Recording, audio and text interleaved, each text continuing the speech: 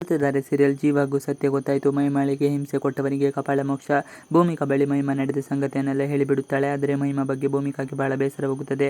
ಯಾಕೆ ಇಂತಹ ಕೆಲಸ ಮಾಡಿದೆ ಮಹಿಮಾ, ಅಮಾಯಕವಾದ ಮಗು ಏನು ತಪ್ಪು ಮಾಡಿತ್ತು ಎಂದು ಬಹಳ ಬೇಸರದಿಂದ ಹೇಳುತ್ತಾಳೆ. ಬೇಸರ ಮಾಡಿಕೊಂಡು ಪ್ರಯೋಜನವಿಲ್ಲ ಎನ್ನುವುದು ಭೂಮಿಕಾಗೆ ಅರಿವಾಗುತ್ತದೆ. ಈಗ ಬೇಸರ ಮಾಡಿಕೊಂಡು ಇದ್ದರೆ ಏನು ಪ್ರಯೋಜನ, ಆಗಿದ್ದು ಆಗಿ ಹೋಗಿದೆ. ಮಹಿಮಾ ಜೀವನವನ್ನು ಹೇಗಾದರೂ ಸರಿಪಡಿಸಲೇಬೇಕು. ನನ್ನನ್ನು ನಂಬಿ ಮಹಿಮಾ ಎಲ್ಲ ವಿಚಾರವನ್ನು ಹೇಳಿಕೊಂಡಿದ್ದಾಳೆ. ಆದರೆ ಈ ವಿಚಾರ ಯಾರ ಬಳಿಯೂ ಹೇಳಿಕೊಳ್ಳಲಾಗದೇ ಇದ್ದರೆ ಮಹಿಮಾಗೆ ಬಹಳ ದೊಡ್ಡ ತೊಂದರೆ ಆಗುತ್ತಿತ್ತು ಎಂದು ಭೂಮಿಕಾ ಅಂದುಕೊಳ್ಳುತ್ತಾಳೆ.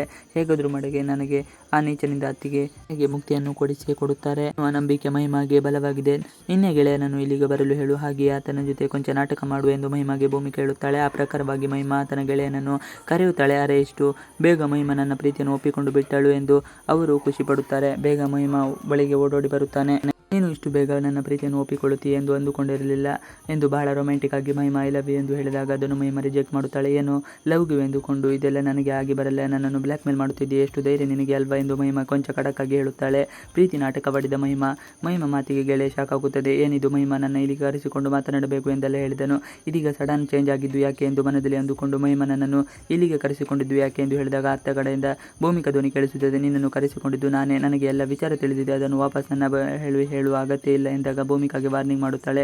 ಇದನ್ನು ಕೇಳಿದ ಭೂಮಿಕಾ ಕೊಂಚ ಖಡಕ್ಕಾಗಿ ಮಾತನಾಡುತ್ತಾಳೆ. ಭೂಮಿಕಾ ತಿರುಗೇಟು. ಕೊನೆಗೆ ಆತ ಬ್ಲ್ಯಾಕ್ ಮೇಲ್ ಮಾಡುತ್ತಾನೆ.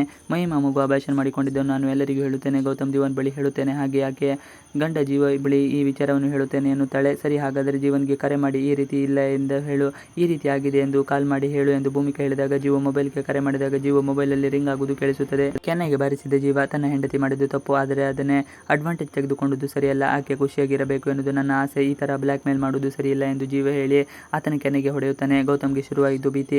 ಇನ್ನು ಭೂಮಿಕಳಿಂದ ನಾನು ದೂರ ಇರಬೇಕು ಎಂದು ಗೌತಮ್ ಬಹಳ ನೊಂದುಕೊಂಡು ಇರುತ್ತಾನೆ. ಆದರೆ ಆನಂದ್ಗೆ ಅದ್ಯಾಕೋ ಶಕುಂತಲಾ ದೇವಿ ಅವರ ಮೇಲೆ ಡೌಟ್ ಬರುತ್ತದೆ. ಭೂಮಿಕಾ ಹಾಗೂ ಗೌತಮ್ ಒಂದಾಗಿ ಇರದಂತೆ ಮಾಡಿರುವುದು ಬೇರೆ ಯಾರೂ ಅಲ್ಲ, ಇದೆಲ್ಲ ಆಕೆಯದೇ ಕೆಲಸ ಎಂದು ಮನದಲ್ಲಿ ಹೇಳಿಕೊಂಡು ಸ್ನೇಹಿತನಿಗೆ ಸಮಾಧಾನ ಹೇಳುತ್ತಾನೆ. ಹಾಗೆ ಭೂಮಿಕಾ ಜೊತೆ ನೀನು ಉತ್ತಮ ಒಡನಾಟ ಹೊಂದಿದ್ದೀಯಾ, ಅವನ ಜೊತೆ ಈ ಮಾತನ್ನು ಹೇಳಿಬಿಡು ಎಂದು ಸಲಹೆ ನೀಡುತ್ತಾಳೆ. ಇಷ್ಟು ಇವತ್ತಿನ ವಿಡಿಯೋ ಇಷ್ಟ ಆದರೆ ಪ್ಲೀಸ್ ಲೈಕ್ ಶೇರ್ ಸಬ್ಸ್ಕ್ರೈಬ್ ಮಾಡಿ. ನೀವೇನು ನಮ್ಮ ಯೂಟ್ಯೂಬ್ ಚಾನಲ್ಗೆ ಸಬ್ಸ್ಕ್ರೈಬ್ ಆಗಿಲ್ಲ ಅಂದರೆ ಬೇಗ ಸಬ್ಸ್ಕ್ರೈಬ್ ಮಾಡ್ಕೊಳ್ಳಿ. ನಾವು ಒಂದೆಲ್ಲ ವಿಡಿಯೋಗಳು ನೋಟಿಫಿಕೇಶನ್ ಮುಖಾಂತರ ದೊರೆಯುತ್ತೆ. Thanks for watching video.